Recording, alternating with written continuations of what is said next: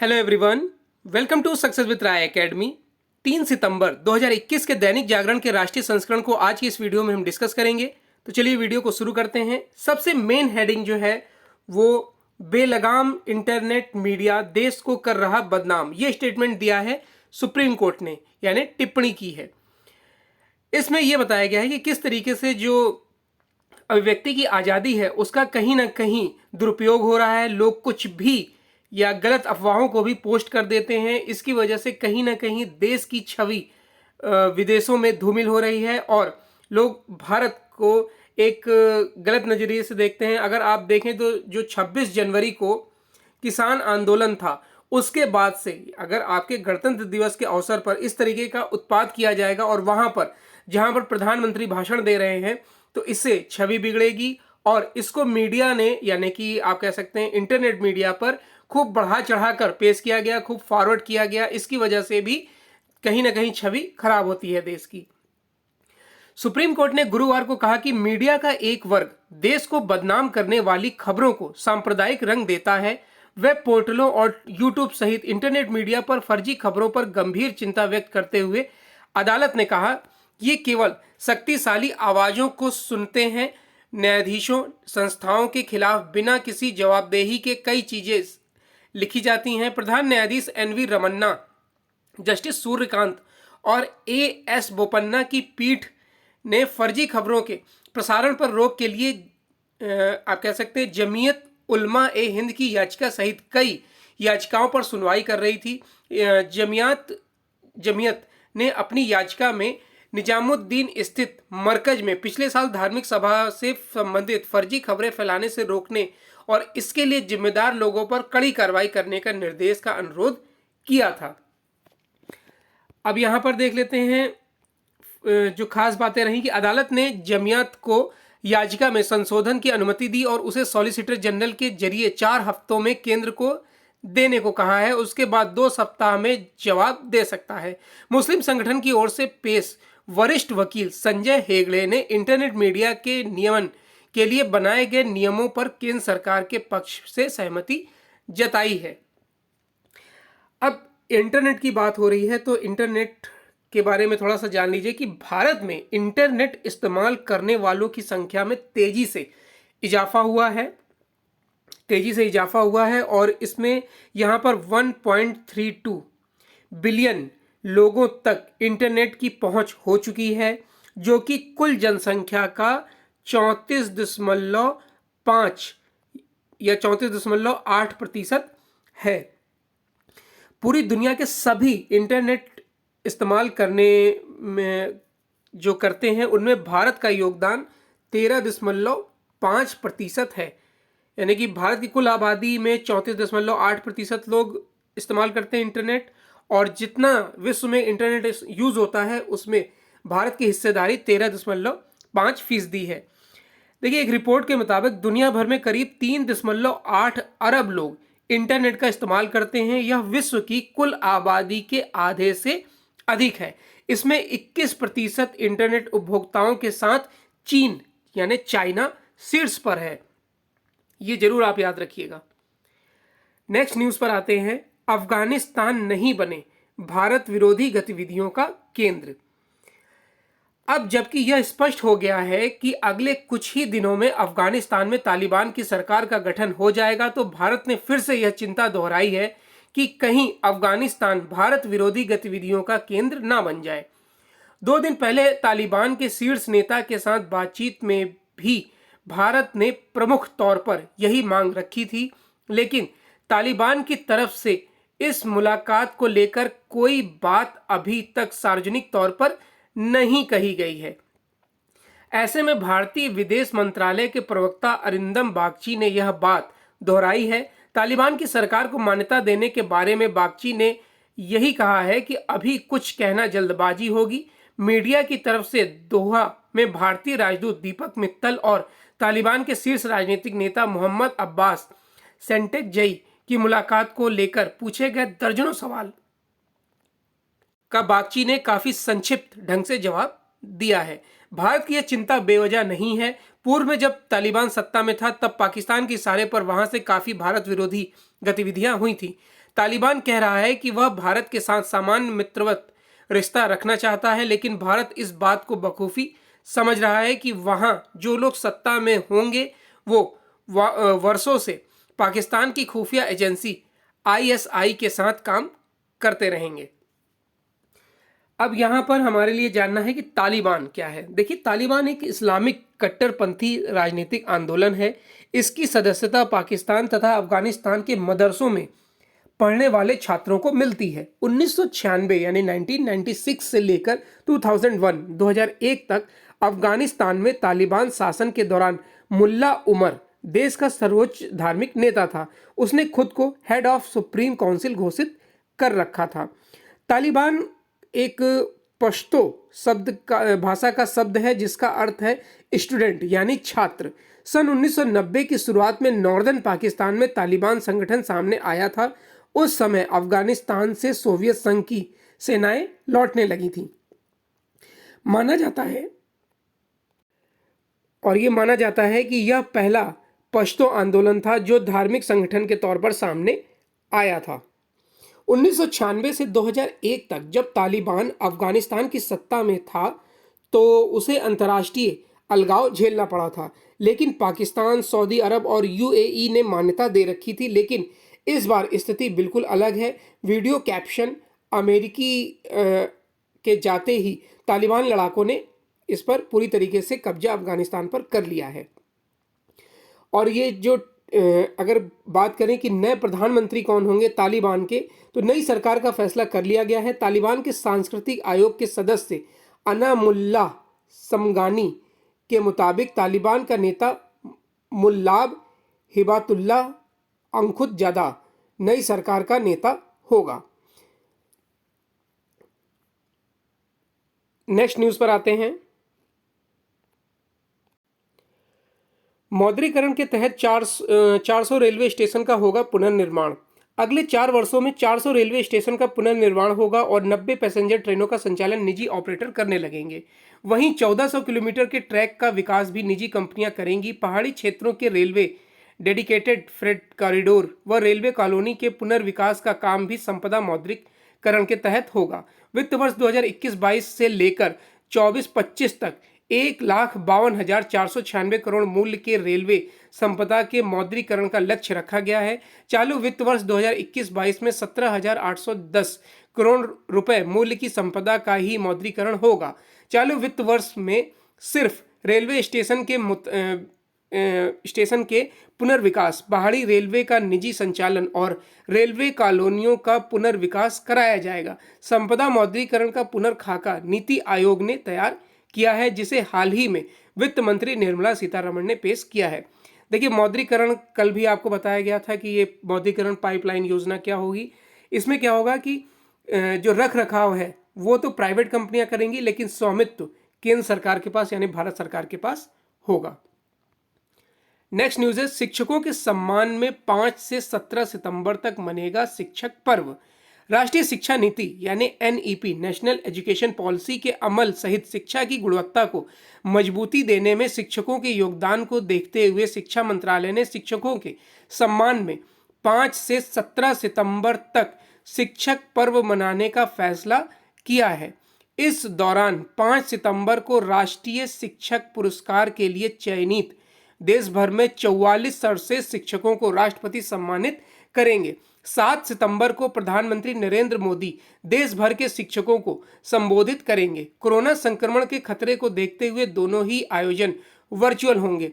शिक्षा मंत्रालय के अतिरिक्त सचिव संतोष कुमार सारंगी, संयुक्त सचिव आरसी मीणा और संयुक्त सचिव विपिन कुमार ने गुरुवार को पत्रकारों से चर्चा में यह जानकारी दी है।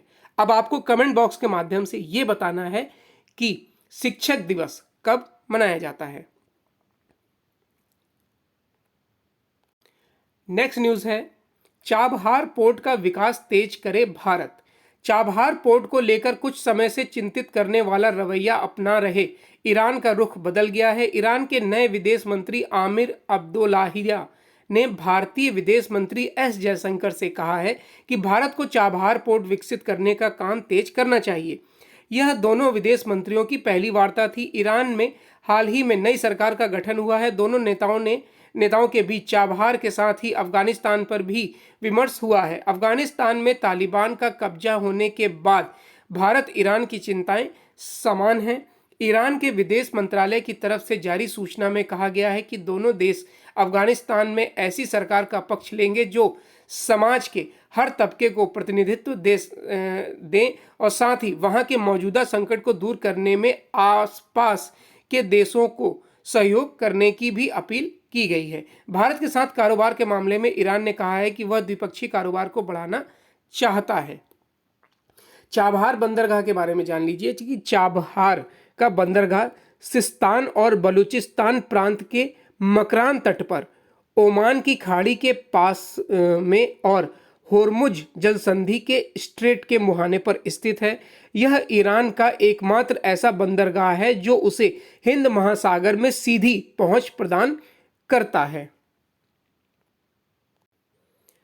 नेक्स्ट न्यूज है कि अब असम के नेशनल पार्क से हटाया गया राजीव गांधी का नाम। खेल रत्न पुरस्कार से राजीव गांधी का नाम हटाकर हॉकी के जादूगर ध्यानचंद का नाम दिए जाने संबंधी केंद्र के फैसले के करीब एक महीने बाद असम कैबिनेट ने बुधवार को राज्य के एक नेशनल पार्क से पूर्व प्रधानमंत्री का नाम हटाने का निर्णय लिया है। बाघों के लिए संरक्षित इस उद्यान का नाम ओरंग नेशनल पार्क होगा।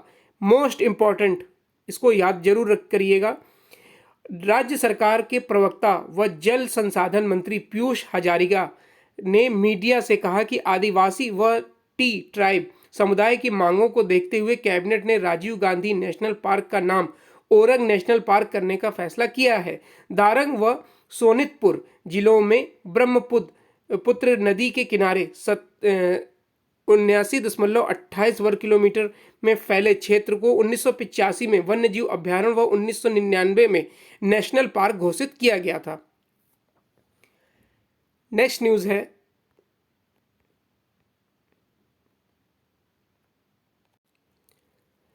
तालिबान राज में महिलाओं ने हेरात में किया जमकर प्रदर्शन। अफगानिस्तान में तालिबान का राज आने के बाद सबसे ज्यादा संकट महिलाओं के अधिकारों पर है।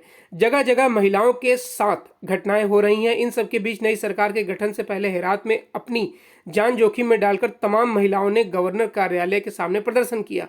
उनकी मांग थी कि सरकार में महिलाओं की पर्याप्त राजनीतिक भागीदारी हो, उन्हें कैबिनेट, लोया जिरगा और एल्डर कमेटियों में स्थान दिया जाए। रैली का आयोजन करने वाली फिब्रा काबरजानी ने बताया कि अफगान महिलाओं ने 20 साल में जो कुछ भी हासिल किया है उसके लिए उन्होंने बहुत कुछ त्याग किया है।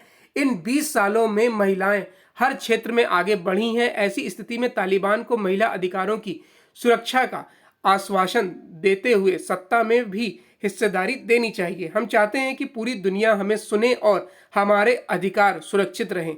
प्रदर्शनकारी महिलाओं का कहना था कि हम अफगानिस्तान की सभी महिलाओं की तरफ से अपनी बात तालिबान तक पहुंचा रहे हैं। इस मार्च में तमाम अन्य महिलाएं भी शामिल होना चाहती थीं।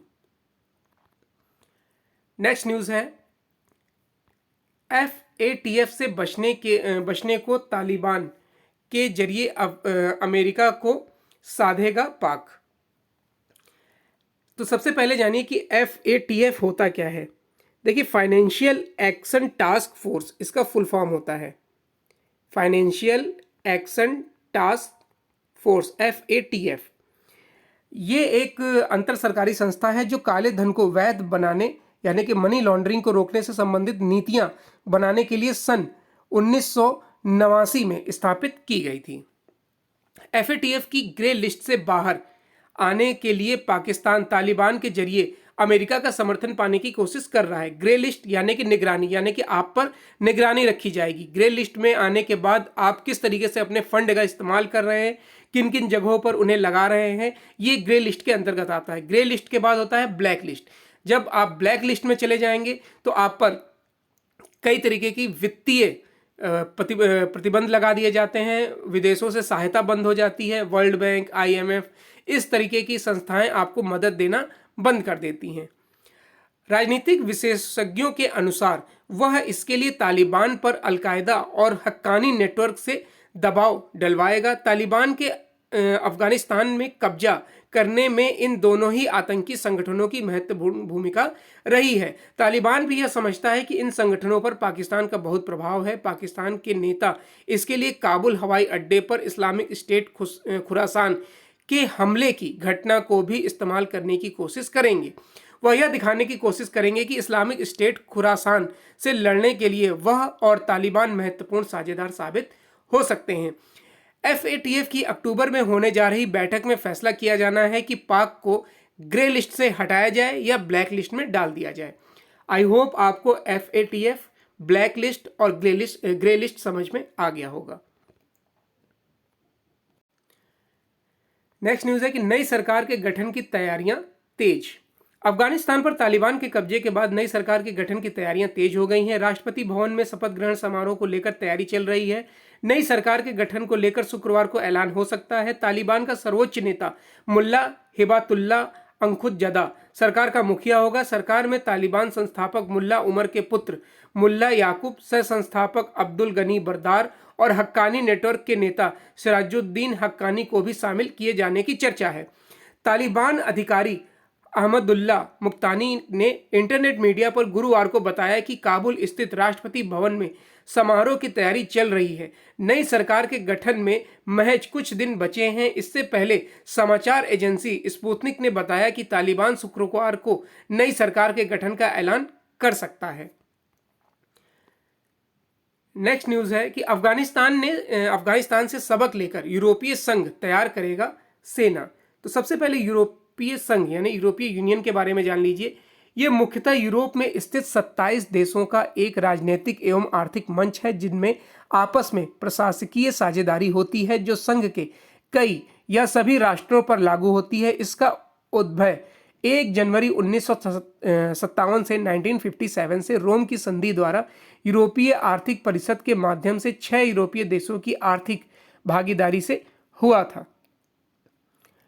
यूरोपीय संघ के गठन का उद्देश्य सदस्य देशों की आर्थिक और सामाजिक शक्ति को मजबूत करना तथा आर्थिक और मौद्रिक संघ की स्थापना करना था। सदस्य देशों की साझा विदेश और सुरक्षा नीति का क्रियान्वयन करना और संघ के लिए सामूहिक नागरिकता की व्यवस्था करना था। यूरोपीय परिषद यूरोपीय संघ का एक सामूहिक निकाय है जो यूरोपीय संघ की समग्र राजनीतिक दिशा और प्राथमिकताओं को परिभाषित करता है। इस निकाय में यूरोपीय आयोग के अध्यक्ष के साथ साथ सभी सदस्य देशों के राष्ट्र प्रमुख या सरकार के प्रमुख शामिल होते हैं। अब न्यूज़ देख लेते हैं। अफगानिस्तान के ताज़ा संकट से सबक लेने की जरूरत बयान करते हुए जर्मनी और यूरोप को गठबंधन सेनाओं के सदस्यों को ऐसे संकट से निपटने के लिए समक्ष बनाने का आह्वान किया गया है। इस संगठन के 27 देशों ने बैठक करके अमेरिका पर बहुत भरोसा न करते हुए ऐसे संकटों से निपटने में बेहतर तरीके आजमाने पर विचार करने पर जोर दिया है। यूरोपीय संघ के सदस्य देशों के रक्षा और विदेश मंत्रियों की बैठक में अफगानिस्तान संकट से सबक लेने के लिए स्लोवेनिया में गहन चर्चा हुई है। इस चर्चा में नाटो और संयुक्त राष्ट्र के अधिकारी भी शामिल हुए हैं ताकि ऐसे अभियानों को लेकर तरीके से अंजाम दिया जा सके और कठिन सैन्य क्षेत्रों में बेहतर नतीजे मिल सकें। नेक्स्ट पेज है बिजनेस पेज। बिजनेस पेज में पहली न्यूज़ है कि फिनटेक सेक्टर में क्रांति का नया गढ़ बन रहा है भारत।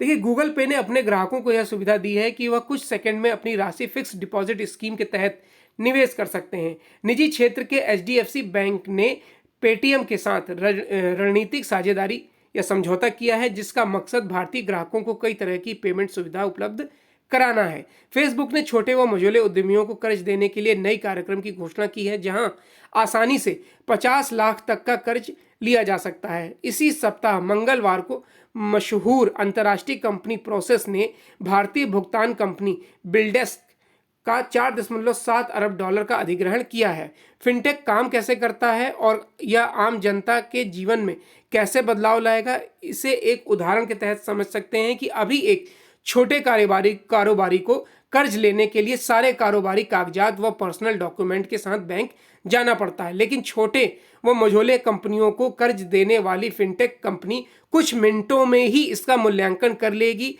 इसकी वजह यह है कि उसके पास पहले से उस कारोबारी के पुराने व्यवसाय, उसका भुगतान रिकॉर्ड, डाटा समेत कई अन्य जानकारियां उपलब्ध हैं। आर्टिफिशियल इंटेलिजेंस यानी एआई की मदद से इन आंकड़ों के चंद मिनटों में विश्लेषण से यह पता लगा लेगा कि अमुक कारोबारी को कितने समय में व कितनी दर पर कर्ज दी जा सकती है। समाज का एक बड़ा वर्ग जो वित्तीय समावेशन में अब तक अलग थलग रहा है, उसे फिनटेक के जरिए वित्तीय सेवाओं से जोड़ा जा सकता है। नेक्स्ट न्यूज है कि निर्यात में तेजी जारी, अगस्त में 45.17% बढ़ा। देखिए, आयात, जब हम बाहरी वस्तुओं को अपने देश में मंगाते हैं तो उसे बोलते हैं आयात, और जब अपनी वस्तुओं को विदेश भेजते हैं बेचने के लिए या बेचते हैं तो उसे बोलते हैं निर्यात। वस्तुओं के निर्यात में तेज बढ़ोतरी का सिलसिला जारी है। अगस्त में वस्तुओं का निर्यात पिछले वर्ष समान अवधि के मुकाबले 45.17% और अगस्त 2019 के मुकाबले 27.50% बढ़ा है। इस वर्ष अगस्त में 33.14 अरब डॉलर मूल्य का निर्यात किया गया। पिछले वर्ष अगस्त में 22.83 अरब डॉलर और वर्ष 2019 के अगस्त में 25.99 अरब डॉलर मूल्य का निर्यात किया गया। अगस्त में सबसे अधिक इंजीनियरिंग गुड्स के निर्यात में इजाफा रहा है। नेक्स्ट पेज है हमारा एडिटोरियल पेज। एडिटोरियल पेज में पहला आर्टिकल लिखा गया है असहाय तंत्र को न्यायपालिका से आस, और ये आर्टिकल लिखा है उत्तर प्रदेश के पुलिस महानिदेशक रह चुके यशपाल सिंह ने। इसमें कानून व्यवस्था किस तरीके से लचर है और कुछ प्रभावशाली लोगों के अंतर्गत आता है, ये सब बातें इस आर्टिकल में लिखी गई हैं। सुप्रीम कोर्ट को भारतीय संविधान का संरक्षक माना जाता है। ऐसे में यदि उनके परिसर के समक्ष ही कोई युवती न्याय की आस में निराश होकर आत्मदाह कर ले तो यह कितनी बड़ी विडंबना कही जाएगी। पिछले महीने ऐसा ही एक भयावह मंजर देखने को मिला जब एक दुष्कर्म पीड़िता, एक युवती और उसके साथी ने सुप्रीम कोर्ट के सामने खुद को आग के हवाले कर दिया। इससे पहले उन्होंने फेसबुक लाइव के माध्यम से अपनी पीड़ा भी व्यक्त की थी। इस पीड़ा में दोहरी विडंबना यह थी कि वह एक जनप्रतिनिधि द्वारा सताई गई थी और उसे देश में न्याय के सबसे बड़े परिसर के सामने यह आत्मघाती कदम उठाने पर विवश होना पड़ा। लड़की के पिता की पहले ही मौत हो चुकी थी। परिवार में मां और एक 15 साल का भाई है। उनका कोई सहारा नहीं बचा। दिवंगत युवती छात्र संघ राजनीति में सक्रिय थी। इसी सिलसिले में वह अतुल राय के संपर्क में आई, जो फिलहाल मऊ से लोकसभा सदस्य हैं। राय पर ही युवती ने अपने उत्पीड़न का आरोप लगाया था। यह घटना मई 2019 की है। 2 माह बाद पुलिस ने आरोप पत्र भी दाखिल कर दिया, परंतु मामला अभी भी लंबित है। वह भी तब जब निर्भया कांड के बाद मामलों की सुनवाई काफी त्वरित ढंग से की जाती है और उस पर काफी सख्ती से फैसले लिए जाते हैं। सांसद राय की पृष्ठभूमि पर गौर करें तो वह संदिग्ध रही है। ऐसे में उन्हें मामलों को उलझाने की कला बखूबी मालूम रही होगी। दोनों पक्षों ने एक दूसरे के खिलाफ खूब कानूनी दांवपेच अपनाए। इसमें लड़की के विरुद्ध जालसाजी और हनी ट्रैप का मामला दर्ज किया गया। अदालत ने इसका संज्ञान लेकर उसके खिलाफ गैर जमानती वारंट भी जारी कर दिया। ऐसे में 22 साल की एक असहाय युवती के पास आत्मदाह के अलावा और कोई विकल्प नहीं बचता है। दिसंबर 2012 में दिल्ली में घटित विभत्स निर्भया कांड के बाद केंद्र सरकार ने जस्टिस JS वर्मा की अध्यक्षता में एक उच्च स्तरीय समिति बनाई थी। उन्हें देश के आपराधिक कानूनों की समीक्षा कर सुझाव देने को कहा गया था। उनमें क्या सुधार किए जाएं कि दुष्कर्म जैसे अपराध में त्वरित कार्रवाई पर कठोर सजा दी जा सके। उनकी रिपोर्ट पर कुछ छोटे मोटे सुधार भी हुए, परंतु उनका भी कोई विशेष प्रभाव नहीं दिख रहा है। ऐसे में केंद्रीय चुनाव आयोग के पास कुछ विशिष्ट अधिकार तो होने ही चाहिए, जैसे कि उक्त मामलों में ही जब सांसद अतुल राय निर्वाचित होने के बाद भी किसी न्यायालय से जमानत न मिलने के कारण शपथ ही न ले पा रहे थे, तो आयोग उनके आपराधिक इतिहास की छानबीन करता है। यह पता लगता है कि उन्हें किस राजनीतिक दल से टिकट कैसे मिल गया। इससे स्पष्ट है कि राजनीतिक परिदृश्य की सफाई का बीड़ा उच्चतम न्यायालय को ही उठाना पड़ेगा। आखिर देश में कानून का राज्य स्थापित करना उसी की नैतिक जिम्मेदारी है। संविधान ने इसीलिए इतना शक्तिशाली बनाया गया है। देश में मौजूदा मुख्य न्यायाधीश महोदय के साहसिक बयानों ने आशा की एक किरण भी दिखाई है। बीते दिनों उन्होंने स्पष्ट कहा था कि न्यायपालिका को एक के अधिकारों की रक्षा के लिए अत्याचारी समूह की सामूहिक शक्ति से निडर होकर लड़ने के लिए तैयार रहना होगा। जीएस वर्मा ने भी अपनी रिपोर्ट में कहा था कि संसद में जब तक दागी लोग बैठेंगे तब तक देश के लिए कानून बनाने की शैली और तौर तरीके पर विश्वास करना संभव नहीं होगा। अब इस आर्टिकल के सार को समझिए कि किस तरीके से एक अपराधी संसद में पहुंचता है, यानी कि वो अपराधी जो खुद एक अपराधी है और वो कानून कैसे बना सकता है। एक अपराधी को अगर आप कानून बनाने देंगे तो वो कहीं ना कहीं अपने लिए एक बचाव का रास्ता जरूर ढूंढेगा। अगर सुप्रीम कोर्ट की ये जिम्मेदारी है कि वो भारत की न्याय व्यवस्था को, प्रत्येक नागरिक को न्याय दिला सके, तो उसको भी इस क्षेत्र में अब कदम रखना होगा कि ऐसे लोगों को जो दागी हैं, जिनके खिलाफ कार्रवाई हो चुकी है, उन्हें चुनाव न लड़ने देना चाहिए। हालांकि चुनाव आयोग एक संवैधानिक निकाय है, लेकिन उसकी जिम्मेदारी, उसकी जवाबदेही भी सुनिश्चित की जानी चाहिए कि आप कैसे ऐसे लोगों को चुनाव के लिए अनुमति दे सकते हैं। अगर आप एक छोटे उदाहरण के तौर पर समझें कि अगर ग्रुप डी की भी वैकेंसी आती है और एक छात्र के खिलाफ, एक विद्यार्थी के खिलाफ एक जरा सी भी कोई कार्रवाई या थाने में एक बार भी उसकी रिपोर्ट गई हो या नाम गया हो तो उसको नौकरी से दूर रखा जाता है, तो इतने बड़े अपराधी को संसद में कैसे भेजा जा सकता है। अब जो हमने ये न्यूज पढ़ी लड़की की जिसके साथ दुष्कर्म हुआ और उसने आत्मदाह कर लिया, उसके परिवार में एक माँ है और एक 15 साल का बच्चा भाई है, तो ये तो हमने न्यूज़ बहुत आसानी से पढ़ दी, लेकिन क्या आपने एक बार भी गौर किया कि उस माँ पर क्या बीती होगी। और उस लड़की ने कुछ तो ऐसा, मतलब उसके पास कोई ऐसा रास्ता ही नहीं बचा होगा कि अब वो आत्मदाह के खिलाफ अलावा कुछ कर सके। मतलब उसे इतना मजबूर किया गया, इतना प्रताड़ित किया गया, न्यूज़ इतनी आसानी से पढ़ दिया गया। लेकिन आप सोचिए जिस परिवार पर ये बीती है, उस लड़की पर बीती है, तो ये एक समाज किस तरीके से मौन रहता है। मैं चाहूँगा कि आप कमेंट बॉक्स के माध्यम से इस टॉपिक पर कुछ ना कुछ जरूर लिखिए। नेक्स्ट आर्टिकल है जाति से राजनीति चमकाने की कोशिश, और ये आर्टिकल लिखा है दिल्ली विश्वविद्यालय के प्रोफेसर निरंजन कुमार ने। 19वीं सदी के अमेरिकी विचारक हेनरी ए वॉलेंस ने राजनेताओं के बारे में कहा है कि उनका अंतिम उद्देश्य है राजनीतिक सत्ता हथियाना। इसके लिए वे सारे छल प्रपंच करते हैं ताकि आम आदमी को वे शाश्वत अधीनता में रख सकें। भारतीय संदर्भों में उनका कथन क्षेत्रीय राजनीतिक दलों पर बहुत दूर तक लागू होता है, जो बुनियादी मुद्दों के बजाय अस्मिता या जाति की राजनीति करते हैं। देश में जाति के आधार पर जनगणना की मांग इसी की कड़ी है। इसमें कई सवाल हैं। जाति के आधार पर जनगणना की मांग क्यों की जाती रही है? क्या यह पिछड़ी जातियों के कल्याण के लिए है? क्या यह राष्ट्र हित में है? जदयू व राजद समेत बिहार के कई दलों के प्रतिनिधियों ने प्रधानमंत्री नरेंद्र मोदी से मिलकर 2021 की जनगणना में जाति आधारित जनगणना को शामिल करने की मांग की है। हालांकि जाति हमारे समाज का यथार्थ है। दावा किया जाता है कि उच्च सोपान पर बैठे तथा कथित स्वर्ण जातियों के हाथों में ही कथित रूप से सत्ता समृद्धि केंद्रित रही है।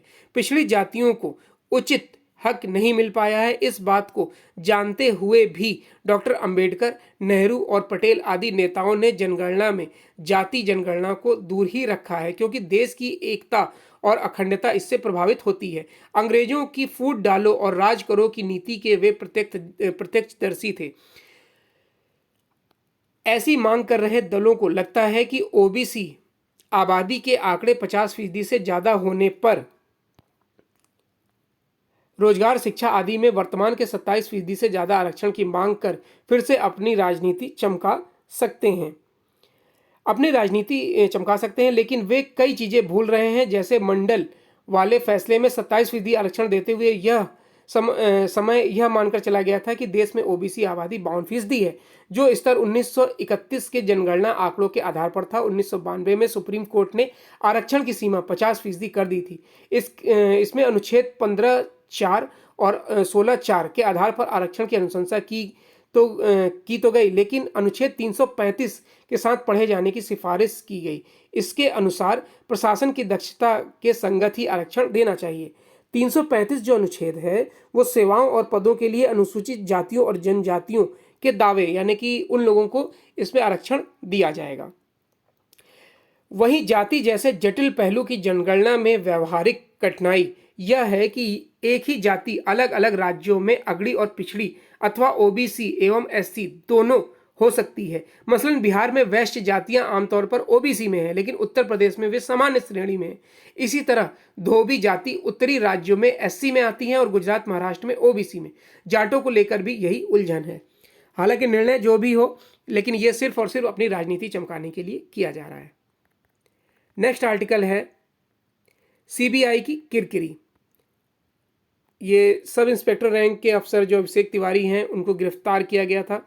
हालांकि ये इंपॉर्टेंट आर्टिकल नहीं है हमारे लिए। अब है स्पोर्ट्स पेज। स्पोर्ट्स पेज में एक न्यूज़ है हमारे लिए, और वो है कोलकाता में 5 साल तक होगा डूरंड कप। एशिया का सबसे पुराना फुटबॉल टूर्नामेंट डूरंड कप अगले 5 साल तक कोलकाता में खेला जाएगा। भारतीय सेना के पूर्वी कमान के प्रमुख लेफ्टिनेंट जनरल के रेप्सवाल ने गुरुवार को यह जानकारी दी। टूर्नामेंट का 130वां सत्र रविवार से कोलकाता में शुरू होगा। इससे पहले 2019 में भी इसका आयोजन कोलकाता में किया गया था, जबकि यह दिल्ली में खेला रहा है। डूरंड कप के प्रमुख रेप्सवाल ने कहा कि पिछली बार कोलकाता में टूर्नामेंट को लेकर उत्साह से हम काफ़ी अभिभूत हैं और समिति ने इसलिए अगले 5 साल तक इसका आयोजन यहीं करने का फैसला किया है। तो ये आज का 3 सितंबर 2021 का दैनिक जागरण का राष्ट्रीय संस्करण था। आई होप आपको वीडियो अच्छा लगा होगा। अगर वीडियो अच्छा लगा हो तो लाइक और शेयर कर दीजिएगा। वीडियो देखने के लिए धन्यवाद।